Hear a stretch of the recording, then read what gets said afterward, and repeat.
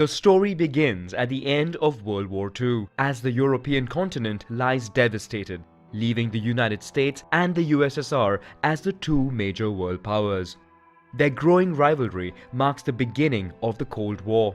While the Soviets control Eastern Europe, the West looks to the US for reconstruction aid.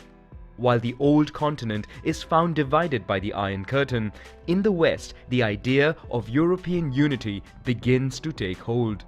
On the 9th of May 1950, France, via its Foreign Minister Robert Schuman, proposes a Franco-German reconciliation and placing under a common high authority the production of coal and steel, the main wealth of industrialized countries, which is also needed for the manufacture of weapons.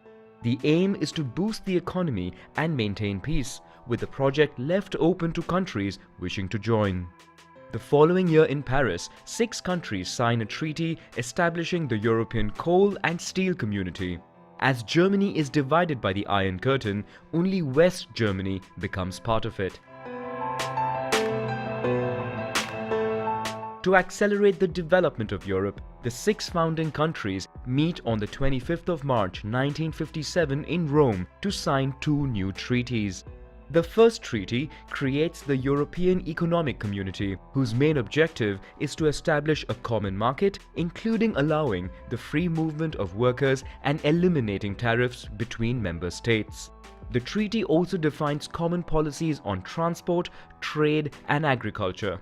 The Common Agricultural Policy, among other goals, aims to increase agricultural productivity, offer reasonable prices, and ensure a fair standard of living for farmers. The second treaty establishes the European Atomic Energy Community, coordinating civilian nuclear research programs. The Treaties of Rome enter into force in 1958, but it would take several years for its policies to be implemented. Many countries asked to join the communities, including the United Kingdom, but France, under the leadership of Charles de Gaulle, vetoes the accession request, considering the UK as too close of an ally to the United States. The institutions of the 3 communities are merged to enable more efficient functioning. There is now a single commission composed of commissioners chosen by the heads of state. Its role is to propose European laws in the common interest of its members. There is the Council, made up of ministers of the member states, and whose role it is to approve, modify, or reject the proposals of the Commission. There is the Parliament, representing the people of Europe, and which also gives its opinion on Commission proposals. Its power would increase over forthcoming treaties. Finally, there is a Court of Justice that rules over the legality of decisions taken. In 1967, the United Kingdom renews its request for membership, which France opposes a second time. With the removal of tariffs for industrial and agricultural products and the free movement of workers, the economic situation improves rapidly, prompting a new wave of membership applications.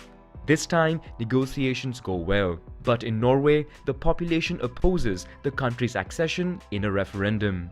In 1973, Ireland, the United Kingdom, and Denmark joined the community. In Paris, the heads of state and government come to an agreement to create the European Council. Leaders would meet at least 3 times a year to together define the broad guidelines of the community. South of the continent, after the end of dictatorships in Portugal, Greece, and Spain, the 3 countries request membership of the community. In 1979, for the first time, members of the European Parliament are elected by universal suffrage. In 1981, Greece joins the community, while the following year, Greenland, which receives more autonomy from Denmark, chooses to leave the community after a referendum. In 1984, the United Kingdom under Margaret Thatcher says it does not benefit enough from the Common Agricultural Policy, which then represented 80% of EU spending. The country negotiates to obtain a reduction in its contribution to the community's budget. In 1986, Spain and Portugal joined the community. 12 member states and the European Commission give a boost to the internal market by signing the Single European Act. In addition to eliminating custom fees, the goal is to remove all obstacles to the free movement of people, goods, capital, and services. It is the Single Market project to be completed by 1993. After the fall of the Berlin Wall, Germany is reunified. In the east, the USSR can no longer contain revolts and collapses, opening up new horizons for the community, which establishes contacts with the countries of Eastern Europe. On 7th of February 1992, European heads of state signed the Maastricht Treaty. The European Union is created and gets new powers. The treaty envisages an economic union and the future creation of a common European currency. All countries ratify the treaty, including Denmark, where 2 referendums and negotiations to be exempted from the common currency are required. A new wave of countries request membership to the Union, but Switzerland and then Norway oppose potential candidacy via referendums.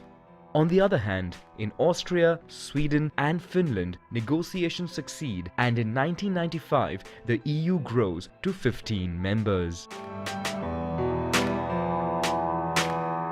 Signed in Schengen, Luxembourg in 1985,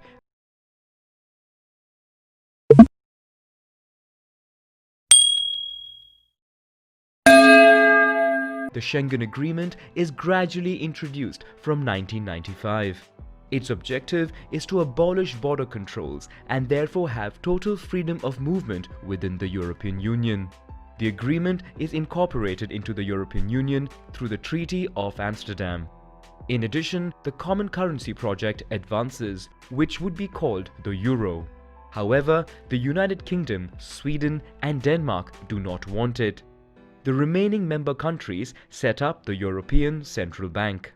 The euro was officially launched on the market in 1999, although the currency would be put into circulation only from the 1st of January 2002. As negotiations take place to enlarge the Union, heads of state meet in Nice to try and improve the structure of the Union. The outcome of the Treaty of Nice is considered mixed. 2 referendums are needed in Ireland for it to come into force. On the 1st of May 2004, 10 new countries are included in the European Union.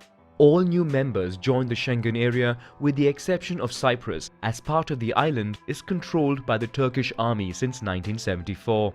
After the half-failure of the Treaty of Nice, the 25 heads of state meet in Rome to again try to streamline the functioning of the European Union. This time, they aim to create a constitutional treaty that would replace all existing treaties with a single text. This sparks heated debate across Europe. Fearing an overly powerful European Union at the expense of national sovereignty, the French and Dutch populations oppose the treaty via referendums. This triggers a period of reflection and in-depth consultation within member states.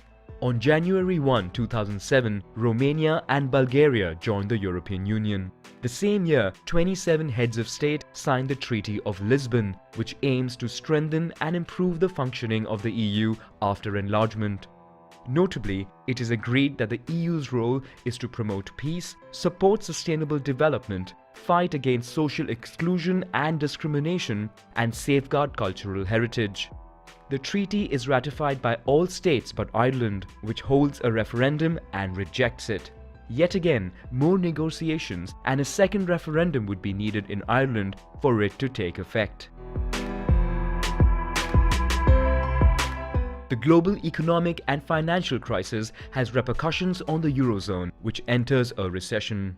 After the rout of major European banks, many countries find themselves in difficulty. In particular, Greece, part of whose public debt has been kept hidden with the help of consultants from the Goldman Sachs Bank. The country is forced to ask for financial aid from the Eurozone and the IMF, in exchange for which it must implement austerity measures. Ireland, coming to the aid of its banks, also sees its public debt explode. But the country does not want to ask for aid from the Eurozone, fearing it may in return be forced to raise its low corporate tax rates.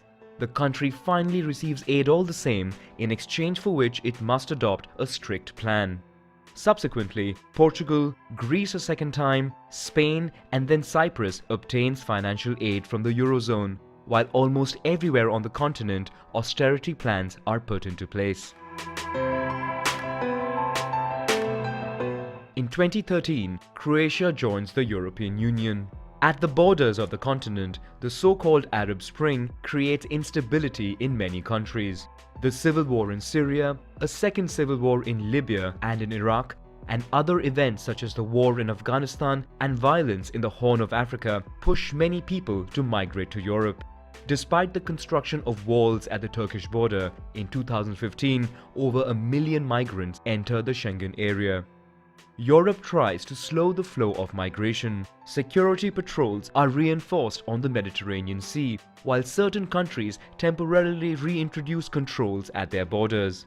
In addition, the European Union signs agreements with Turkey and then with Libya, where the political situation is very unstable, so that they control and block the so-called illegal migration routes in exchange for financial aid. Migrant processing centers are funded mainly in Italy and Greece, where migrants find themselves awaiting regularization in overcrowded conditions. The migration crisis divides European countries and fuels the rise of nationalist and Eurosceptic parties. In June 2016, the United Kingdom, through a referendum, votes in favor of leaving the European Union.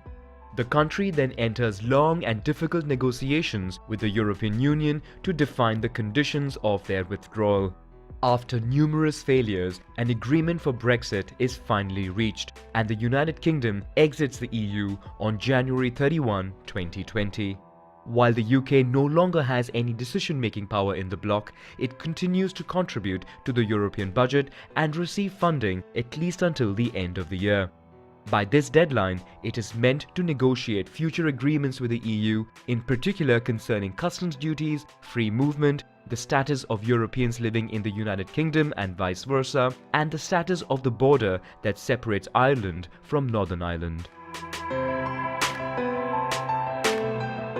After the departure of the United Kingdom, the European Union has 27 member states with a population of about 450 million. Negotiations are underway for the accession of new countries, mostly in the Balkans.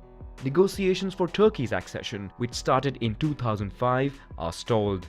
19 countries are members of the Eurozone, while 6 other countries have adopted the Euro without being a member of the Eurozone or the EU. Finally, the Schengen area now comprises 26 states, including 4 non-members of the European Union, with Cyprus, Croatia, Bulgaria and Romania expected to integrate soon.